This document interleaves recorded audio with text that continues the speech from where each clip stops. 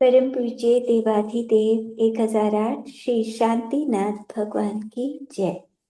24 तीर्थंकर भगवान की जय। मंगलम भगवान वीरो मंगलम गौतमो गणि मंगलम कुंकुमधार्यो जैन धर्मोस्तु मंगलम सर्वमंगल मांगल्यम सर्वदेवानुदातम प्रधानम सर्वधर्माणां जैनम जयतु शासनम जैनम जयतु शासनम। हरिवंश पुराण जी हम पढ़ रहे हैं। कल हमने पढ़ा था कि वसुदेव का विवाह जिस राजकुमारी से हुआ था, तो उसने कहा था कि तुम मेरे साथ ही रहना, दिन हो या रात हो, क्योंकि अंगारक हमारा शत्रु है और वो कभी भी तुम्हें उठा कर ले जाएगा। तुम तो विद्याधर, तुम्हारे पास तो कोई विद्या है नहीं, लेकिन उसके पास विद्याएं हैं और मेरे पास भी विद्या है, तो मैं तुम्हारी रक्षा कर सकती हूँ अगर वो आया तो वो उसी के साथ एक दिन सो रहा था, तब सोते हुए अंगारक उसे उठाकर ले गया और थोड़ी देर में उसकी नींद खुली जब पत्नी की, तो वो जाकर उससे लड़ती है और उससे वसुदेव को छुड़वाती है। तो वसुदेव रास्ते में, मतलब दिव्यवाणी होती है जब वो ले जा रही थी उसकी दासी, तो कि वसुदेव को यहीं इसी क्षेत्र में रहने दो, यहीं इन्हें फायदा होगा। तो श्यामा की सहेली उनको पृथ्वी पर उतार देती है।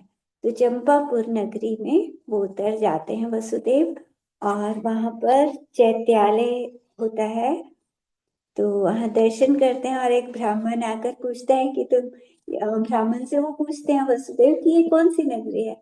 तो ब्राह्मण कहता है कि क्या तुम आकाश से गिरे हो? वो कहता है हाँ, मैं आकाश से ही गिरा हूँ। मुझे दो विद्याधरी उठा के ले जा रही थी और आपस में वो लड़ने लगी और मैं गिर गया नीचे। तो इस तरह से अब आगे पढ़ते हैं, ये हमने कल पढ़ लिया था। तो चंपापुर ऐसी है जैसे गंधर्वपुरी है। वहां लोगों को वीणा बजाते हुए इधर उधर जाते हुए देखा, तो एक से पूछा ये लोग कहाँ जा रहे हैं। वो कहने लगा यहाँ एक चारुदत्त नाम का श्रेष्ठी है, वह कुबेर की तरह लक्ष्मीवान है और इस नगर में वह सेठों का पति है।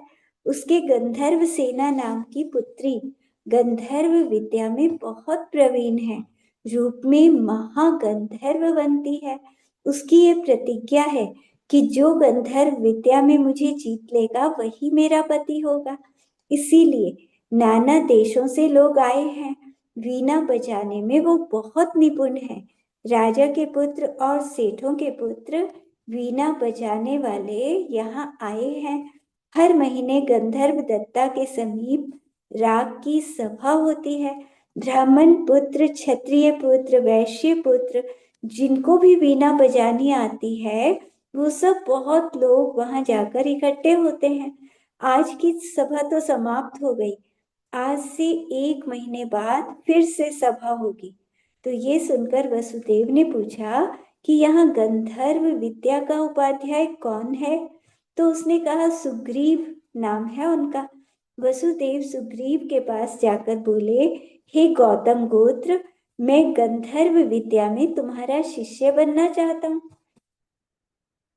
तब सुग्रीव ने वसुदेव की सुंदरता को देखकर जाना कि ये बहुत ही सुंदर है और बड़े घर का पुत्र है, सरल है, दयावान है। ऐसा जानकर उसे अपना शिष्य बना लिया। वसुदेव वीणा बजाने में बहुत प्रवीण थे, लेकिन भोले होकर वीणा सीखने लगे। मतलब उन्हें आती थी, लेकिन उनके सामने बिल्कुल भोले बनकर सीखना शुरू कर दिया। जानबूझकर ऐसी अयोग्य वीणा बजाई कि सब हंसने लगे कि ये कैसी बजा दी। अब वो सभा का दिन आ गया, मतलब उन्हें आती थी अच्छी तरह, लेकिन जानबूझकर ऐसा दिखाया कि मुझे नहीं आती। तो सभा का जब दिन आया तो उस दिन वसुदेव भी उस स्थान में प्रवेश करके लोगों को देखने लगे। उस सभा में वसुदेव को देखकर सब हैरान हुए। ऐसा पुरुष अब तक उन्होंने नहीं देखा था। सभा में कुछ तो वादित्र बजाने में तत्पर थे, कुछ गाने में, कुछ नाचने में लगे हुए थे। फिर वह कन्या सभा में आई। उस गंधर्व सेना ने अनेकों को जीता। अब वसुदेव आकर श्रेष्ठ सिंहासन पर विराजे। उसने जितनी भी वीणा लाकर कुमार के निकट रखी, सारी वीणाओं में कुमार ने दोष निकाले कि ये ठीक नहीं है। तब उसने सुघोषा नाम की वीणा लाकर कुमार के हाथों में दी। वह वीणा सप्रीदश, तंत्री, महामनोहर और देवोपुनीत थी। उसके तार कुमार ने बजाकर हर्षित होकर कहा कि ये वीणा बिल्कुल निर्दोष है, अति सुंदर है, इसीलिए जो तू कहेगी वही गाऊंगा और वही बजाऊंगा, अपनी इच्छा बता। उस राजकुमारी से ऐसा कहा। तब गंधर्व दत्ता ने कहा कि जिस दिन विष्णु कुमार मुनि ने बलि को बांधा था, उस दिन तुम्बर और नारद, गंधर्व जाति के जो देव हैं, उन्होंने विष्णु कुमार मुनि की स्तुति करके वीणा बजाई थी। अगर ऐसी वीणा बजाने में तुम प्रवीण हो तो बजा दो। वसुदेव ने गंधर्व विद्या का विस्तार श्रोताओं के समीप गाया तो सब सुनकर विस्मय को प्राप्त हुए। वो सब कहने लगे, ये गंधर्व जाति के देवों में तुम्बरु है या नारद है या किन्नर देव, ऐसी वीणा बजाने वाला और कौन हो सकता है। इस तरह वसुदेव की सबने प्रशंसा की और गंधर्व दत्ता भी प्रसन्न हो गई, उत्तर रहित हो गई। उस सभा में जीत की ध्वजा वसुदेव के हाथ आई। गंधर्व सेना ने वसुदेव के कंठ में माला डाल दी। फिर चारुदत्त सेठ ने यथोक्त विधि से दोनों का विवाह किया।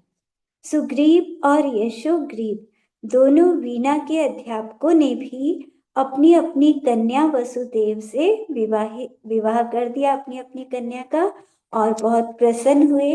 तो ये सब उनके पुण्य का प्रताप ही है। राजा शेनिक गौतम गंधर से पूछता है, हे प्रभु, विष्णु कुमार ने बलि को कैसे बांधा? तब गौतम स्वामी ने राजा शेनिक से कहा, हे शेनिक, ये विष्णु कुमार स्वामी की कथा सम्यक दर्शन को शुद्ध करने वाली और भव्यों के सुनने योग्य है। तुझे कहता हूं तो सुन। उज्जैनी नगरी में राजा श्री धर्म थे। उनकी पटरानी श्रीमती थी। उनके 4 मंत्री बलि, बृहस्पति, नमुची और प्रहलाद थे। एक दिन श्री अकंपनाचार्य 700 मुनिराजों के साथ नगर के बाहर उद्यान में ठहरे। मुनियों की वंदना के लिए लोग वन में जा रहे थे।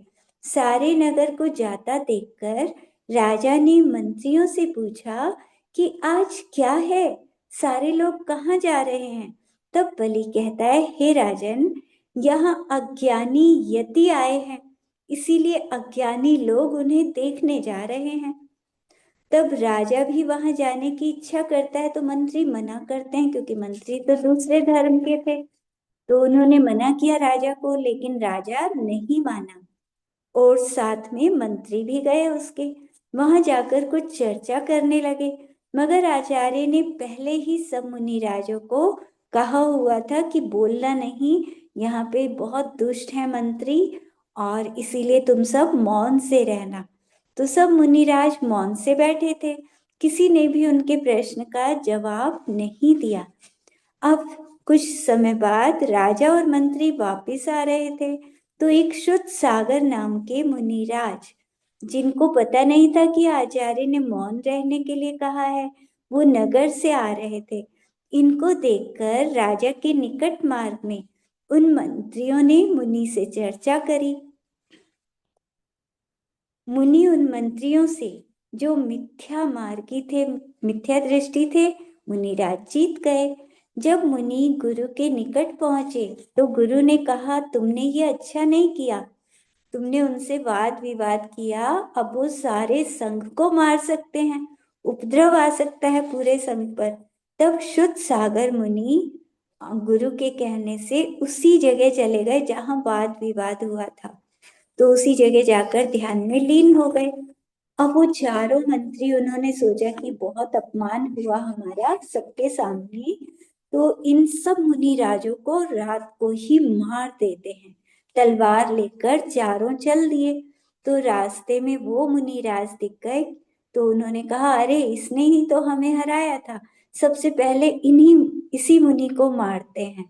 तो चारों ने तलवारें निकाली, और जैसे ही मारने के लिए तलवार उठाई ऊपर, तो वहां के देवता ने एकदम देखा और उनको कील कर दिया।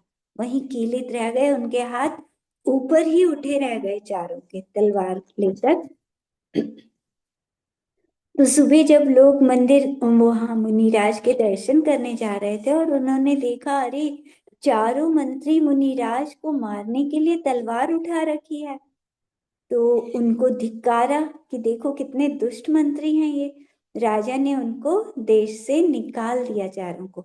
तब वे चारों हस्तिनापुर पहुंच गए। वहां पहले महापद्म चक्रवर्ती रहते थे। उनकी 8 कन्याओं को विद्याधर उठाकर ले गए थे। वे शुद्ध शील व्रत की धारी थी। चक्रवर्ती के योद्धा उनको वापस लेकर आए। फिर वे 8 कन्या आरिका बन गई, और वो 8 विद्याधर मुनि बन गए।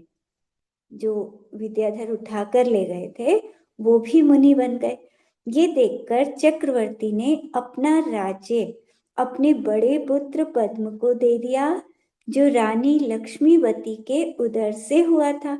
छोटे पुत्र विष्णु कुमार सहित चक्रवर्ती ने मुनि दीक्षा धारण कर ली। तो छोटे बेटे विष्णु कुमार थे उनके राजा के, और बड़े बेटे पद्म को राज्य दे दिया। चक्रवर्ती तो इसी जन्म में मोक्ष चले गए। विष्णु कुमार मुनिराज तप करने लगे। राजा पद्म जब हस्तिनापुर का राज्य कर रहा था, तो उसके राज्य में एक सिंह बल नाम के गणपति ने अपने बल से राजा के देश में उपद्रव किया हुआ था, परेशान करता रहता था। तो राजा को उसकी बहुत चिंता हो रही थी। उसी समय वो चारों मंत्री राजा पद्म के यहाँ पहुंच गए। बलि मंत्री ने दूसरे सिंहबल राजा को बांधकर और वो पद्म राजा के पास ले आया, क्योंकि वो पापी चारों राज विद्या में प्रवीण थे। वे राजा पद्म के यहाँ, अब राजा पद्म खुश हुआ और उनको वहां पर मंत्री बना दिया। जब बलि मंत्री सिंह बल राजा को बांध कर लाया था, तो पद्म राजा ने बहुत खुश होकर बलि से कहा कि तुम मांगो, तुम्हें क्या चाहिए। बलि ने राजा को प्रणाम करके कहा कि आप मतलब देना चाहते हैं, अभी मुझे कुछ नहीं चाहिए, लेकिन जब मैं चाहूंगा उस समय ये वर ले लूंगा। तो इस तरह इनका काल बीतने लगा। राजा के यहाँ बहुत वो मुख्य रूप से रहने लगे। राजा उनको बहुत सम्मान देता था। कुछ दिन में वही अकंपनाचार्य आदि 700 मुनिराज हस्तिनापुर के उद्यान में चातुर्मास योग के लिए आ गए। इन मुनियों के आने की बात सुनकर के मंत्री डर गए कि ये तो बता देंगे सबको कि कैसे कैसे हमें वहां से निकाला गया था अपमानित करके। हमने इनके ऊपर तलवार लेकर इनको मारने की कोशिश की थी। तो उनको बड़ी चिंता हुई। तब बलि राजा पद्म के पास जाकर अपना वर मांगता है कि हे प्रभु, मुझे जो वर आपने दिया था वो वर अब दे दो, अब मुझे चाहिए, इसीलिए अब 7 दिन का राज्य दे दो मुझे। तब राजा ने बलि को 7 दिन का राज्य दिया, और स्वयं महल में अदृश्य की तरह रहने लगा, अपने महल में चला गया। बलि राज्य करता था, इसीलिए वह अब राजा बन गया। तो मुनिराजों पर उपद्रव करने लगा। जहां मुनिराज ठहरे थे, उनके चारों तरफ यज्ञ करना प्रारंभ कर दिया।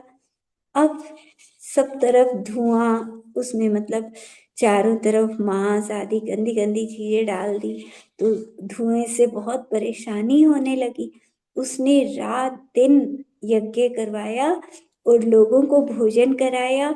उनकी झूठी पत्तलें भी साधुओं की ओर डाली।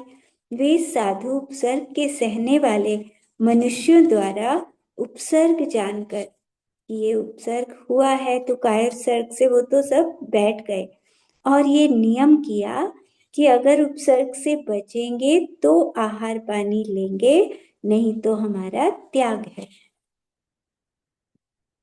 तो उस समय विष्णु कुमार के गुरु मिथिलापुर में विराजमान थे।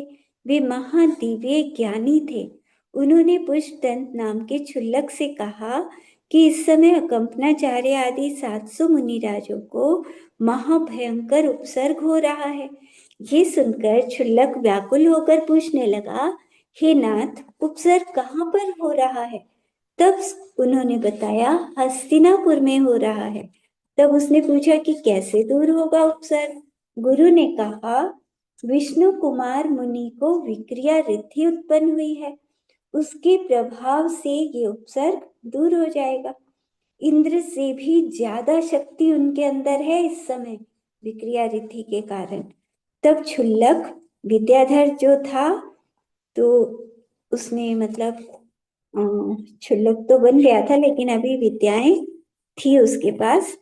तो धर्म के निमित्त उसने एक विद्या अपनी रखी हुई थी, इसीलिए वो क्षुल्लक विद्या के प्रभाव से तत्काल विष्णु कुमार के समीप जाकर गुरु की सारी बातें बताता है। विष्णु कुमार को पता ही नहीं था कि मुझे विक्रिया रिद्धि उत्पन्न हो गई। जब क्षुल्लक ने कहा तब वो जान पाए। विद्या की परीक्षा के लिए विष्णु कुमार ने अपने हाथ को फैलाया तो बहुत दूर तक चला गया। तब विष्णु कुमार पहले अपने भाई के पास गए, पद्म के पास। वह इनके पैरों में पड़ गया। तब विष्णु कुमार ने कहा, तूने ये क्या कर रखा है? तेरे राज्य में और मुनि राजों पर उपसर्ग हो रहा है। हमारे कुरुवंश में ऐसा कोई भी राजा नहीं हुआ जो भक्त जनों को भय उपजाए। अगर राजा तपस्वियों का उपसर्ग ना मिटाए तो फिर वो किस बात का राजा? इसीलिए हे पद्म, तू उठ और इस दुराचार को रोक। तेरा मंत्री बलि पशु के समान है। सब जीवों पर समभाव रखने वाले साधुओं से द्वेष करता है। उनका स्वभाव तो शीतल है। वे क्रोध रूपी अग्नि को भस्म करते हैं। वो महाधीर हैं। उनकी सामर्थ्य कोई नहीं जानता। तीनों लोगों को नष्ट करने की शक्ति है साधु में। तब पद्म नमस्कार करके कहता है, हे नाथ, मैंने 7 दिन का राज्य बलि को दिया है, इसीलिए मैं कुछ भी नहीं कर पा रहा। आप ही जाकर उसे समझाओ। तब विष्णु कुमार वामन का रूप बनाकर बलि के पास गए और बोले कि तूने थोड़े दिन जीने के लिए 7 दिन का राज्य पाकर ऐसा पाप कर्म क्यों किया? उन महापुरुष तपोनिधि ने तेरा क्या अनिष्ट किया था? तू उनका उपसर्ग हटा। तब बलि बोला, अगर वे मेरे राज्य से जाएंगे तो उपसर्ग हटेगा, नहीं तो नहीं। तब विष्णु कुमार ने कहा, वो तो ध्यान में आरूढ़ हैं, चातुर्मास में गमन नहीं करते हैं। वे व्रती शरीर का त्याग कर सकते हैं, लेकिन व्रत को भंग नहीं करते। इसीलिए मैं तो वामन रूप हूँ। मेरे पैरों से मापी 3 पैर पृथ्वी उनके स्थान के लिए दे दे, वो वहीं रहेंगे। यह बात बलि ने मान ली और कहा, तुम अपने पैरों से 3 पैर धरती माप लो, वो उसी में रहेंगे, उसके सिवा एक पैर भी ज्यादा नहीं दूंगा। वो उससे अधिक में विचरण करेंगे तो मैं उन्हें मारूंगा। वह बलि अविनयी कपटी सर्प के जैसे स्वभाव वाला था। तब मुनि उसे वश में करने के लिए अपनी विक्रिया रिद्धि दिखाते हैं। उन्होंने चांद सूर्य से भी ऊंचा शरीर अपना किया। एक पैर सुमेरु पर्वत पर रखा, एक पैर मानसोत्तर पर्वत पर रखा, तीसरा पैर आकाश में रखा। तब मुनि के प्रभाव से 3 लोक छोप को प्राप्त हो गया। तब किन्नर किमपुरुष गंधर्व आदि देव अपनी पत्नियों के साथ वीणा बांसुरी आदि अनेक वादित्र बजाकर स्वामी की स्तुति करने लगे। देव और विद्याधर भी भय रूप होकर सब घबरा गए। हाथ जोड़कर बोले, हे स्वामिन, आप अपनी रिद्धि को संकुचित करो। आपके तप के प्रभाव से तीनों लोग कंपायमान हो गए हैं। फिर देव विद्याधर वीणा बजाकर स्तुति करके स्वामी के गुण गाने लगे। आकाश में चारण मुनि भी प्रशंसा करने लगे। तब स्वामी ने अपनी विक्रिया रिद्धि को संकोच करके छोटे हुए। मुनियों का उपसर्ग दूर हो गया और देव बलि को बांधकर दूर डाल आए। उस दुरात्मा का निग्रह किया। तो उस समय देव अपने देवलोक की 3 वीणा लाए थे। वो उन्होंने विद्याधरों को दे दी। घोबा नाम की वीणा उत्तर श्रेणी में दी, सुघोषा दक्षिण श्रेणी में दी और महाघोषा वीणा सिद्धकूट में दी। मुनियों का उपसर्ग निवार जिन मार्ग का वात्सल्य करके विष्णु कुमार स्वामी अपने गुरु के पास गए, फिर दुर्धर तप करके घातिया कर्मों को नष्ट करके भगवान बन गए, मोक्ष में चले गए। तो यह विष्णु कुमार चारित्र पापों को नष्ट करने वाला है। जो इसे भक्ति से सुने तो सम्यक्त की शुद्धता को प्राप्त हो जाए। अब गंधर्व सेना ने विद्याधर की पुत्री जानकर और राजाओं जैसी संपदा चारुदत्त के पास देखकर एक दिन वसुदेव ने चारुदत्त से उनकी विभूति के बारे में पूछा। तो हे पूज्य, ऐसी संपदा तो राजाओं के पास भी नहीं होती। आपके पास इतनी संपदा कैसे आई? और ये विद्याधर की पुत्री आपके पास कैसे आई? ये बेटी तो मतलब विद्याधर की पुत्री है, तो आपको कैसे मिली है? ये सारी बात मुझे बताओ। चारुदत्त पिता थे ना उनके, मतलब उनकी पत्नी के पिता थे। तो मेरे कानों को ये कथा अमृत की वृष्टि की तरह बहुत प्रिय है। तो इस तरह कुमार ने चारुदत्त से जब पूछा तो वो खुश होकर अति आदर से कहने लगा, हे धीर, तुमने अच्छा पूछा। चलो सब बात सुनो। इसी चंपापुर में एक सेठों का स्वामी महाधनवान भानुदत्त नाम का प्रसिद्ध सेठ था। उसकी पत्नी सुभद्रा थी। वे दोनों ही नाना प्रकार के अनुव्रत के धारी थे। सुख से काल बिता रहे थे। सुभद्रा को पुत्र की वांछा हुई। वह विचारती है कि मैंने ऐसा पति पाया, धन रूप पाया, लेकिन पुत्र के बिना सब बेकार है। इसीलिए वह जिन पूजा और दान आदि विशेष रूप से करती थी। एक दिन चारण मुनि से सुभद्रा ने पुत्र के बारे में पूछा। मुनिराज अवधि ज्ञानी थे। विचार करके सेठानी से बोले, तुम्हें शीघ्र पुत्र होगा और बहुत श्रेष्ठ होगा। ये कहकर मुनि तो विहार कर गए। थोड़े ही दिन में मैं उनका पुत्र हुआ। मेरा नाम उन्होंने चारुदत्त रखा। जब मैं बड़ा हो गया तो मुझे श्रावक के व्रत दिए। मैंने सब कलाएं सीखी। मेरे 5 मित्र थे। वे मेरी ही उम्र के थे।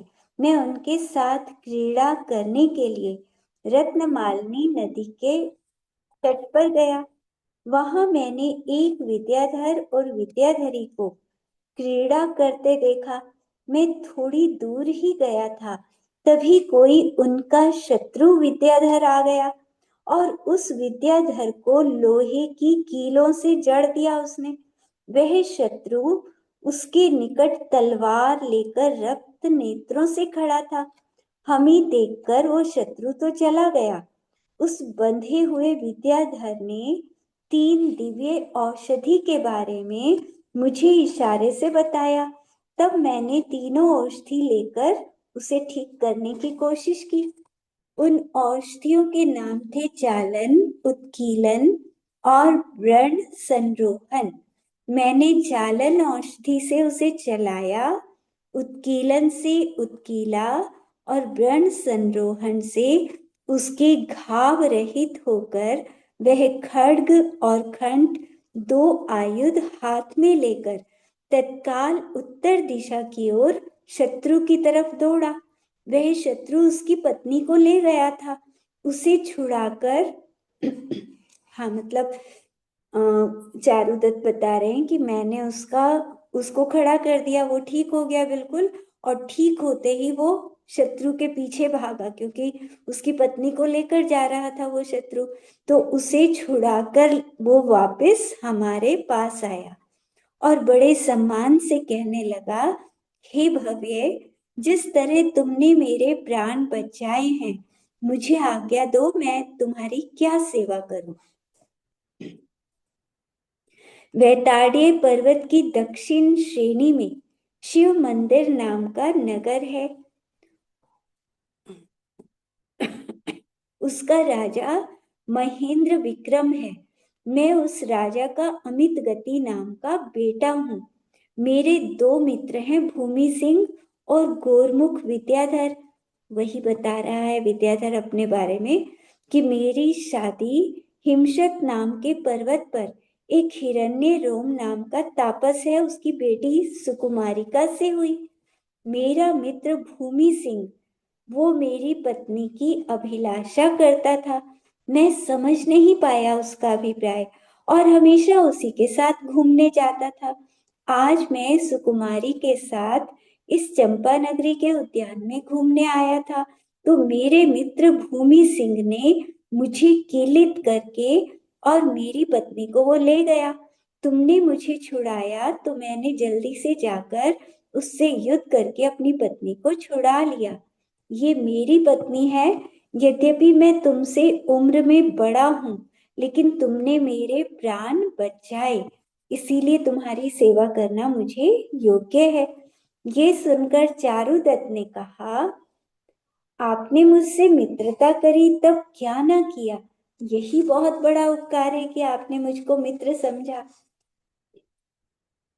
मैं महापुण्यवान हूँ जो आप जैसे बड़े पुरुषों का दर्शन हुआ। तुम विद्याधर तो देवों के समान हो। मतलब विद्या चारुदत्त तो मनुष्य, इधर सामान्य मनुष्य था और वो विद्याधर था। तो कहते हैं तुम्हारे दर्शन मिलना तो मनुष्यों को दुर्लभ है। तुम अपने चित्त में ऐसा विषाद मत करो, ऐसा मत सोचो कि मैंने तुम्हारी सहायता की है। अगर आप मुझ पर कृपा करना चाहते हो तो आप मुझे अपना पुत्र समझो। ये सुनकर अमित गति विद्याधर बहुत प्रसन्न हुआ और मेरा नाम, गोत्र और गांव के बारे में मुझसे पूछा। फिर अपनी पत्नी के साथ आकाश मार्ग से चला गया और मैं चंपापुरी आ गया। मेरा मामा सर्वार्थ है, उनकी स्त्री सुमित्रा है। उन्होंने अपनी पुत्री मित्रवती का विवाह मुझसे कर दिया। मैं निरंतर शास्त्र पढ़ता रहता था। विवाह क्या होता है ये मैं जानता ही नहीं था। तब मेरी सासू ने मेरी माता को उलाहना दिया कि तेरा पुत्र तो बड़ा मूर्ख है, विवाह को कुछ जानता ही नहीं।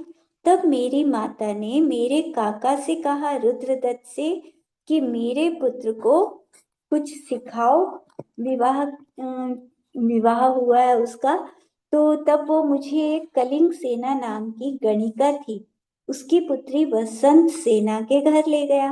वह मेरे सामने नृत्य करने लगी।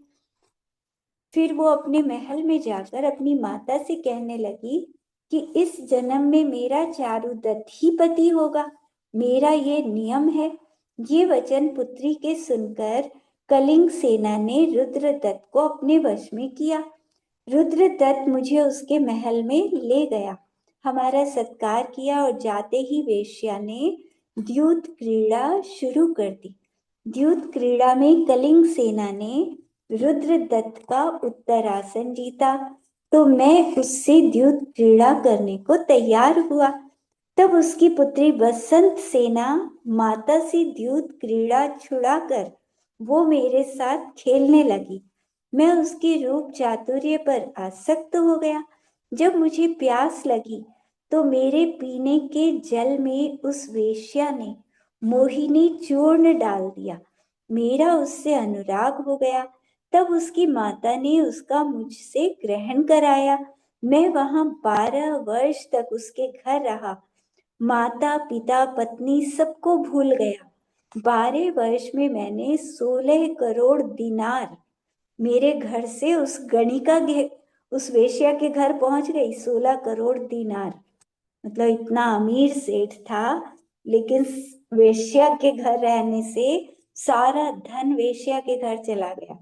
जब घर में कुछ बचा ही नहीं धन, तब मेरी पत्नी मित्रवती ने अपने आभूषण भेज दिए।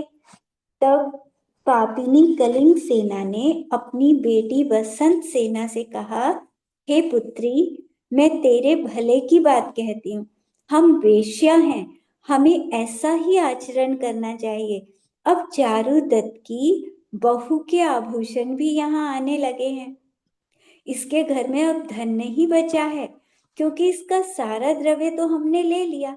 अब तू इसको छोड़ दे, कोई और अमीर व्यक्ति देख और उसके साथ रहे। अपनी माता के महापाप के वचन सुनकर वह शीलवंती दुखी होती है और माता से कहती है, हे माता, तू ये क्या कह रही है? ये चारुदत्त मेरी कुमार अवस्था का पति है और मैं बहुत दिन से उसकी सेवा कर रही हूँ। उसे त्याग कर मुझे किसी धनवान की जरूरत नहीं है। तू महाकृत घनी है। तेरा घर इसने करोड़ों सोने की दीनारों से भर दिया, फिर भी तू पापिनी उसे छोड़ना चाहती है। तब दुराचारिणी कलिंग सेना को पता लगा कि मेरी पुत्री इससे बहुत प्रेम करती है चारुदत्त से, और ये प्रेम इसका छूटने वाला नहीं है। तो उसको ये चिंता हुई कि दोनों को अलग कैसे करूं। मुझे रात में, तो चारुदत्त कहता है कि जब मैं रात को सो रहा था, तो उसकी माता ने, वसंत सेना की माता ने, सोते हुए घर से बाहर डलवा दिया। मतलब पीने की चीज में कुछ ऐसा मिला दिया कि मेरी नींद ना खुले। और जब मेरी नींद खुली तो मैं अपने घर गया वहां से। मेरे पिता भानुदत्त तो मुनि बन गए थे। मेरी माता बहुत दुखी थी पति के वियोग में। मेरी पत्नी भी बहुत दुखी थी। मुझे देखकर दोनों रोने लगी। तब मैंने उनको धैर्य बंधाया और पत्नी के आभूषण वे कुछ रुपए लेकर रावर्त नाम के देश में अपने मामा के साथ व्यापार करने गया। रावर्त देश में कपास खरीदा और मैं ताम्रलिप्त नाम के नगर में जा रहा था, तो देव योग से वो कपास रास्ते में आग से जल गई। तब मैं मामा का साथ छोड़कर अश्व पर आरूढ़ होकर पूर्व दिशा में जा रहा था, तो रास्ते में ही वो घोड़ा मर गया और मैं पैदल ही प्रियंगु नगर में गया। वहां मेरे पिता का सुरेंद्र नाम का मित्र था। उसने मुझे देखा और अपने पास रख लिया। मैं कुछ दिन सुख से वहां रहा, फिर समुद्र में नाव में चढ़कर व्यापार के लिए गया। 6 बार समुद्र में प्रवेश किया। 7वीं बार जहाज फट गया। मेरा 8 करोड़ का धन समुद्र में डूब गया। मतलब चारुदत्त दूसरे देश से धन कमाकर और अपने नगर जब भी आता था, समुद्र के रास्ते से आता था, लेकिन किनारे पर आने से पहले ही उसका जहाज डूब जाता था और जितना वो करोड़ों का धन लाता था कमाकर, वो सब डूब जाता था और अकेले तैरकर किनारे पर पहुंचता था। तो बहुत दुख होता था उसे कि नगर में बिना धन के जा नहीं सकता। वो फिर से धन कमाने जाता, फिर ऐसा ही होता, क्योंकि उसने क्या किया था, बहुत पाप का बंध कर लिया था। जब वो वेश्या के घर में था तो उसके पिता ने उसे बहुत बुलाने की कोशिश की थी कि किसी तरह से आ जाए, लेकिन वो नहीं गया था। सारा धन पिता का बर्बाद कर दिया।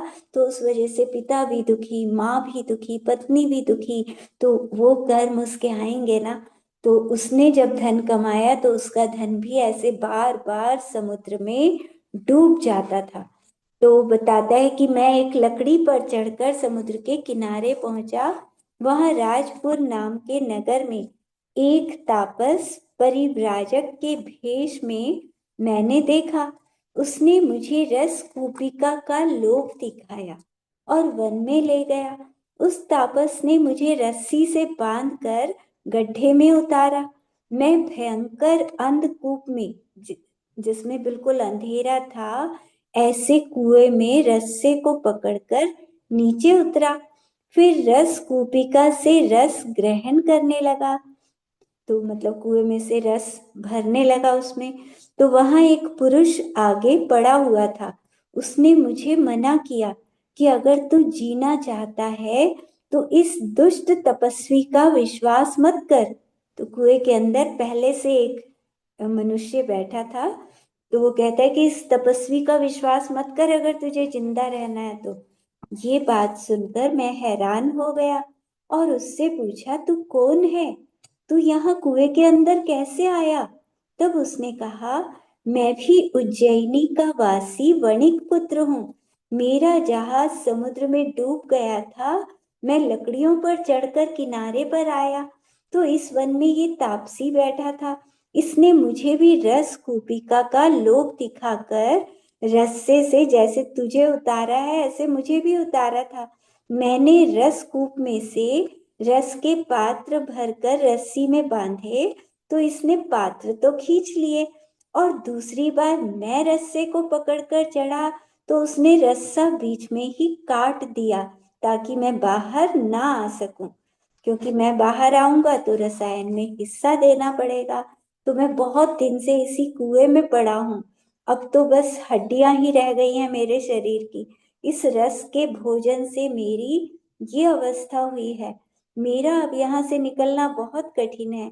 फिर उसने पूछा कि तू कौन है? तब मैंने कहा, मैं चंपापुर का वासी भानुदत्त सेठ का बेटा हूँ। चारुदत्त समझ गया कि वह तापस कपटी है। तो उसने पात्र को रस से भरकर ऊपर चढ़ाया। उस तापस ने फिर से रस्सा डाला तो चारुदत्त ने रस्से से एक पत्थर बांध दिया। तब उसने रस्सा काटा तो वो पत्थर तो रस में गिर गया और चारुदत्त बच गया। चारुदत्त ने उस पड़े हुए पुरुष से बाहर निकलने का उपाय पूछा कि कोई तरीका बताओ। मतलब नहीं तो वो भी उसमें डूब जाता रस में। तो पत्थर डूबा लेकिन चारुदत्त किनारे पर ही कुएं में बच गया।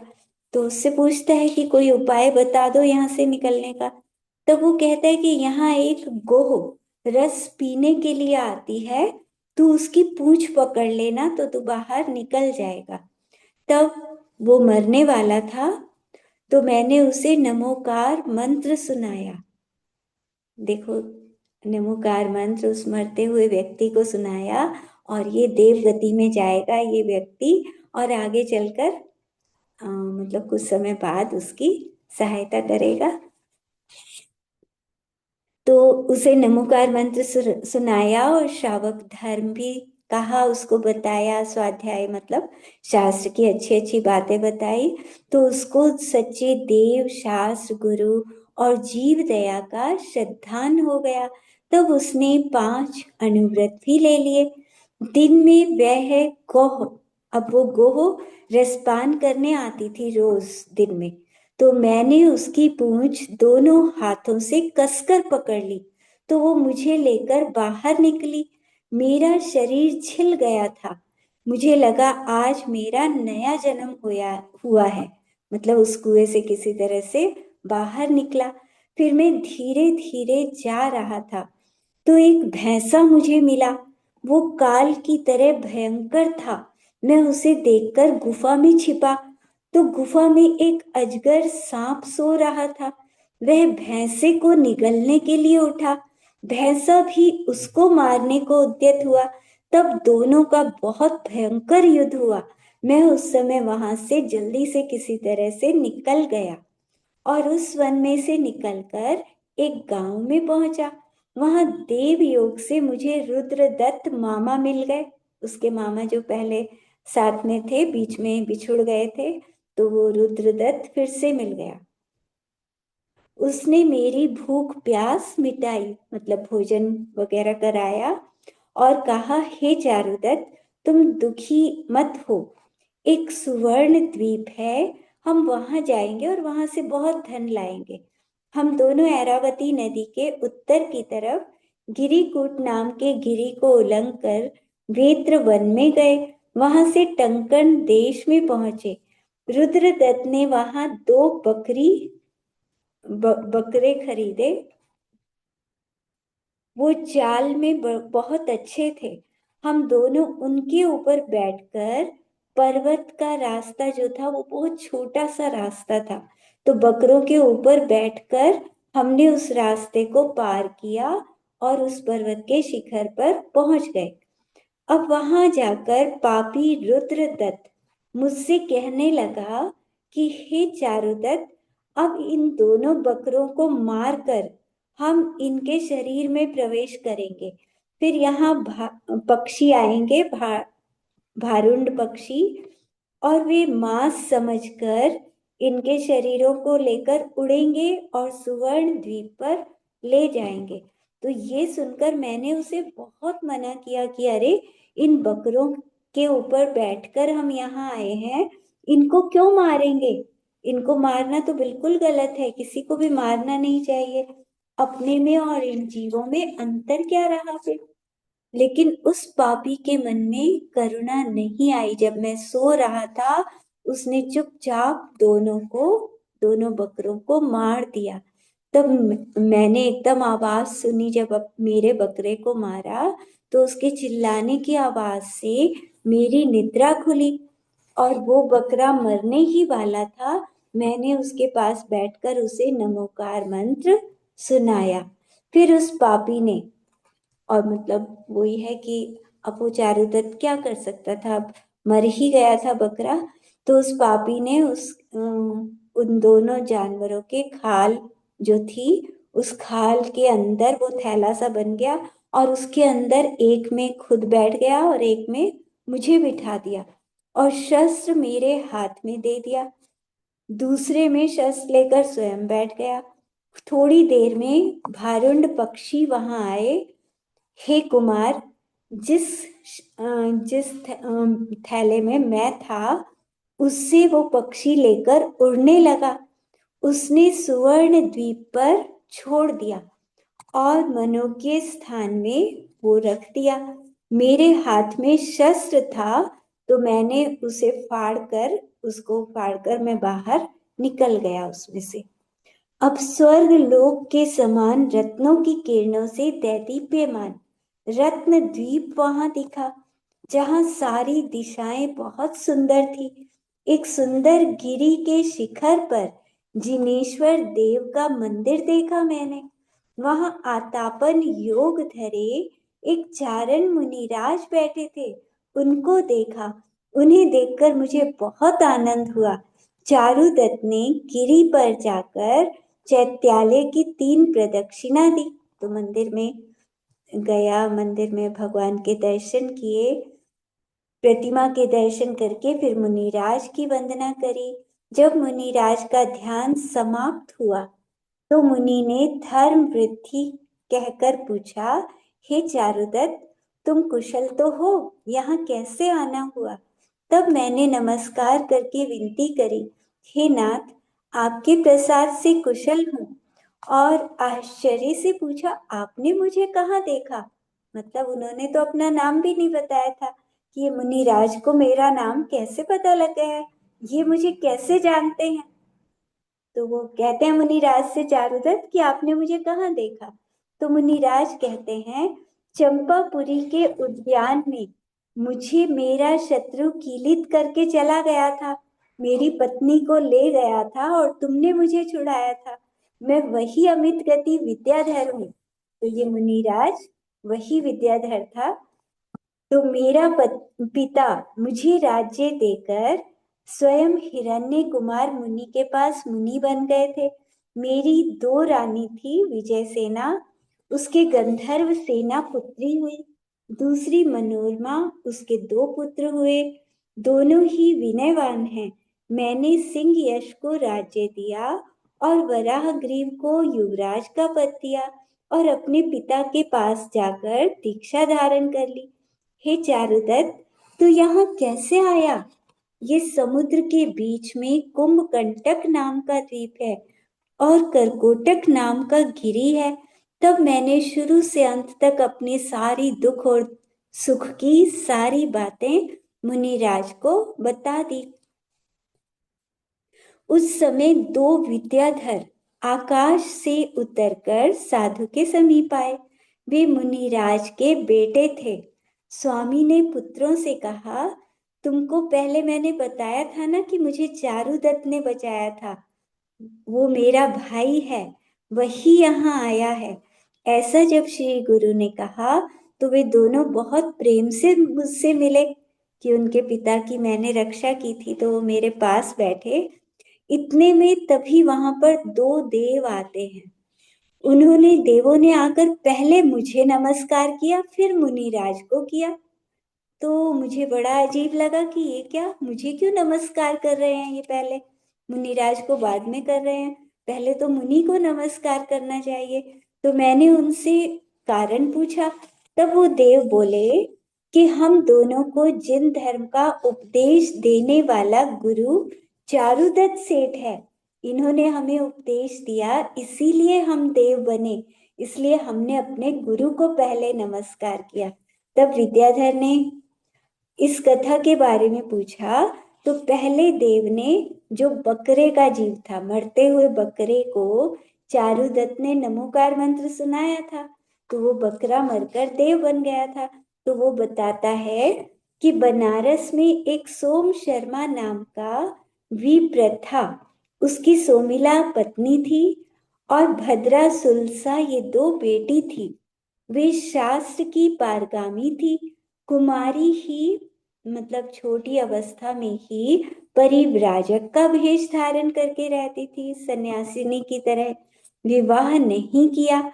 उनकी पंडिताई और तप जगत में प्रसिद्ध हो गया। अनेक वादी इन दोनों ने जीते।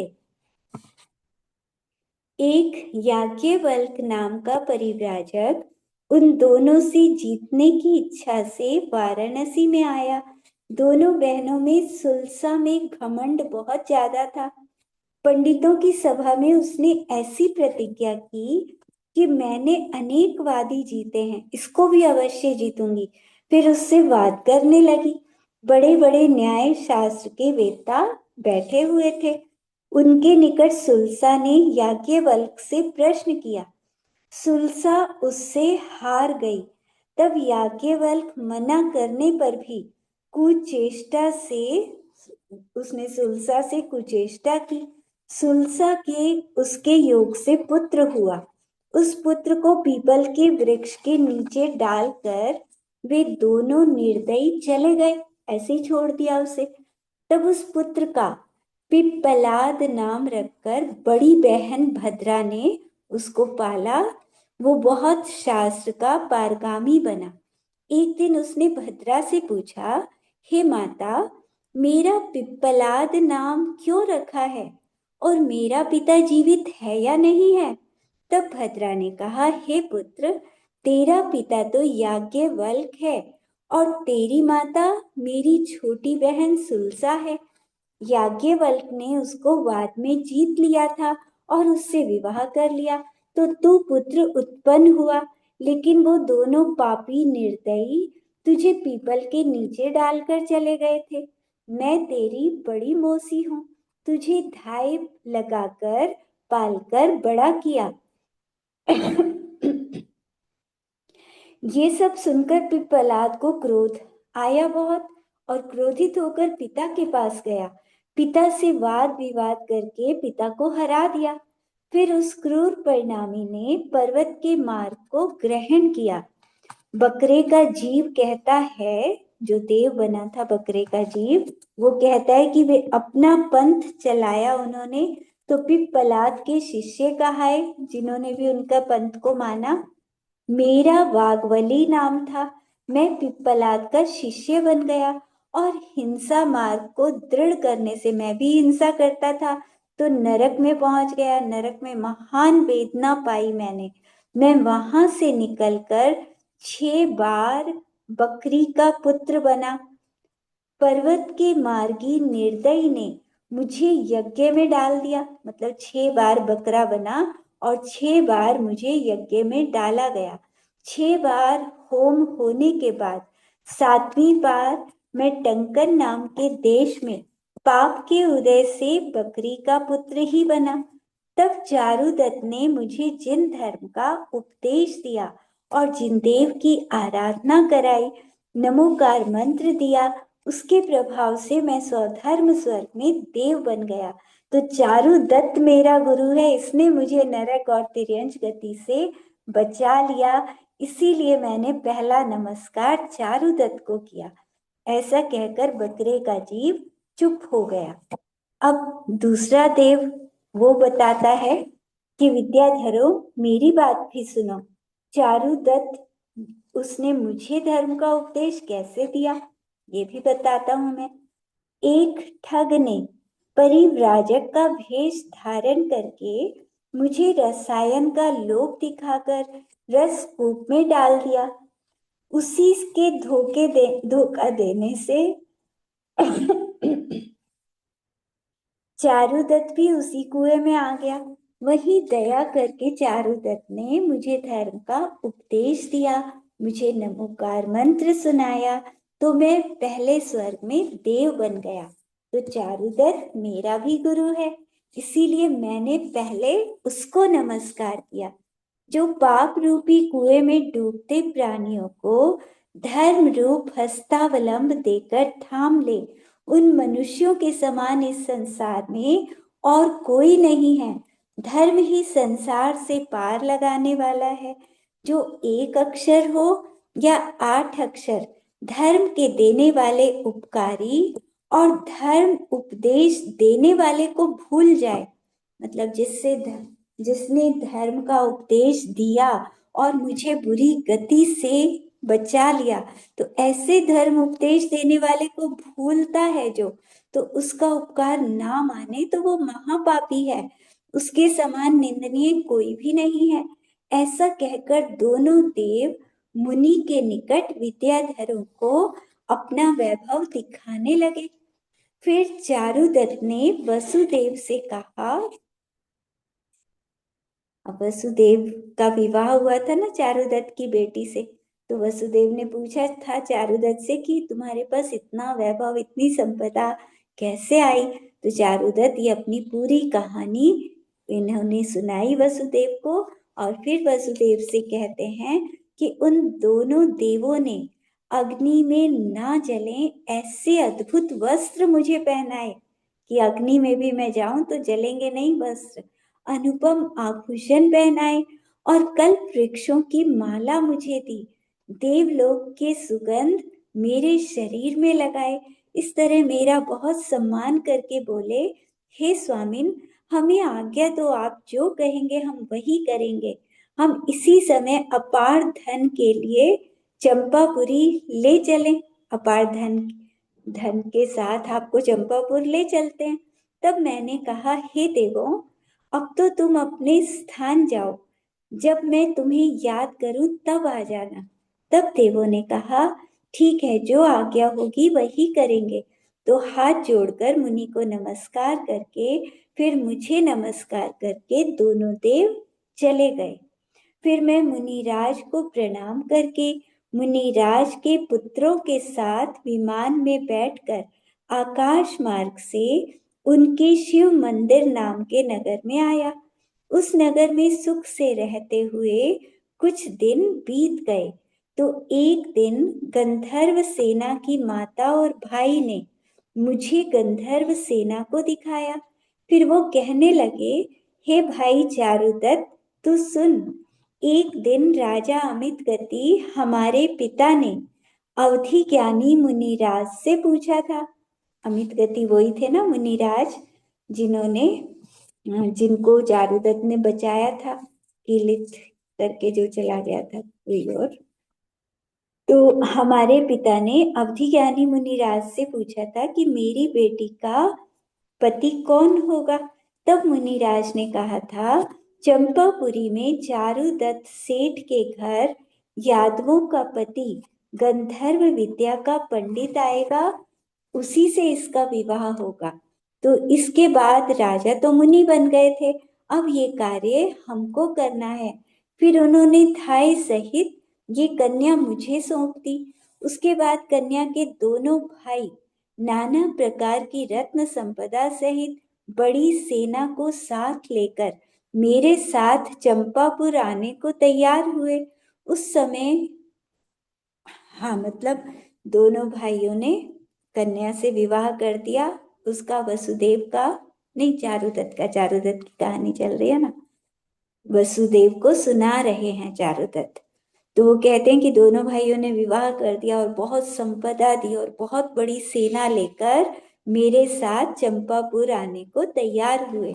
उस समय मैंने उन दोनों देवों को भी याद किया। वे देव मित्र स्मरण मात्र से ही 9 निधियां लेकर मेरे पास आए।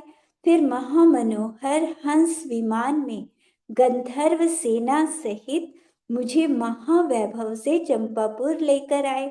यहाँ मेरे महल में मुझे छोड़कर और ऐसी निधि जिसका क्षय नहीं हो मेरे घर में रख कर वो देव मुझे नमस्कार करके चले गए। तो गंधर्व मतलब इतना खजाना उसके पास हो गया धर्म के प्रताप से। पहले पाप किया था तो पाप के फल से उसका धन डूबे जा रहा था, लेकिन इसमें बीच में इसके अंदर नहीं दिया। एक और में हमने पढ़ा था कि चारुदत्त की कहानी में कि जैसे पहले समुद्र में डूबता रहा उनका धन, फिर बाद में जहां उन्होंने व्यापार किया था तो वहां पर एक जिन मंदिर बनवाया था। तो जिन मंदिर से ये समझो कि पुण्य बढ़ा उनका, और उस पुण्य के कारण आगे फिर इतना सब धन वैभव दोबारा से मिल गया। तो गंधर्व सेना के भाई भी साथ में आए थे, वो भी छोड़कर चले गए। मैं अपनी माता और मामा से मिला, परिवार से मिला, अपनी पत्नी से मिला। सब मुझे देखकर प्रसन्न हुए। कलिंग सेना वेश्या की पुत्री बसंत सेना, वो पतिव्रता थी। मेरे परदेश जाने के बाद वो अपनी माता का घर छोड़कर आरिका के निकट श्रावक के व्रत धारण करके फिर मेरी माता के पास आकर रहने लगी थी। उसने मेरी माता की और मेरी पत्नी की सेवा की थी। वे दोनों उससे बहुत प्रसन्न हुई और मैंने भी प्रसन्न होकर उसे अंगीकार कर लिया। अब मैं निधि के प्रताप से दीन अनाथों का सहारा हूँ। अब मैं सबकी सहायता करता रहता हूँ। मेरे पास बहुत धन है, जो चाहो इससे मतलब देव ऐसा दे गए हैं, ऐसी निधि कि मैं कितना भी धन दान कर सकता हूँ। जिसकी जो इच्छा हो वो मुझसे ले जाए। तो इस तरह चारुदत्त ने अपनी अक्षय निधि की बात वसुदेव को बताई। तो ये निधि देवों की दी हुई है और गंधर्व सेना अमित गति विद्याधर की पुत्री है। ये मेरी बहन के समान है, इसीलिए मैंने इसका विवाह तुमसे किया है। हे यादव, अच्छा गंधर्व सेना अमित गति की बेटी थी और अमित गति ने मुनिराज से पूछा था, तो उन्होंने कहा था वसुदेव के बारे में कि वसुदेव से इस गंधर्व सेना का विवाह होगा। तो उस गंधर्व सेना को वहां से वो लेकर आया था चारुदत्त। विद्याधर जो इसके भाई थे वो यहाँ छोड़ गए थे। तो वो कहता है चारुदत्त कि ये मेरी बहन की तरह है, इसलिए मैंने इसका विवाह तुमसे किया। तो हे यादव, ये सारी बात मुनिराज ने बताई थी कि इसका विवाह तुमसे होगा। तो तुम ही यहाँ आए हो इसके भाग्य से, और ये विजयार्थ से यहाँ आई है। मेरा मन तो तप करने का था, दीक्षा लेने का मन था, लेकिन इसकी चिंता के कारण मैं अब तक मुनि नहीं बन सका था। अब मैं निश्चिंत होकर मुनि बनूंगा, क्योंकि जो तप करता है उसी को स्वर्ग और मोक्ष की प्राप्ति होती है। तो ये सारी बातें सुनकर वसुदेव हर्षित हुआ, चारुदत्त सेठ की प्रशंसा करने लगा और कहने लगा, धन्य है इस निष्कपट पुरुष को, धन्य है इसका उदारपना, धन्य है इनका पुण्य बल। ऐसा पुण्य और किसी पुरुष का नहीं है। धन्य है इनका पुरुषार्थ, ऐसा पुरुषार्थ और वैभव और किसी का नहीं है। देव विद्याधरों को भी ये वैभव दुर्लभ है, तो और की तो बात ही क्या। तो ये चारुदत्त सेठ मुनि बनते हैं और मुनि बनकर ये सर्वार्थ सिद्धि में जाते हैं। मतलब इतना तप कर लेते हैं मुनि बनकर कि सर्वार्थ सिद्धि और अगले भव से मोक्ष जाएंगे। अभी वो सर्वार्थ सिद्धि में है, आगे चलकर मोक्ष को प्राप्त करेंगे। जावानी के ज्ञान ते सूझे लोकालोक, सोवानी मस्तक चढ़ो सदा दे धुक। कि जिनवानी भारती तुई जब दिन रैन, जो तेरी शरणा गए सो पावे सुख चैन।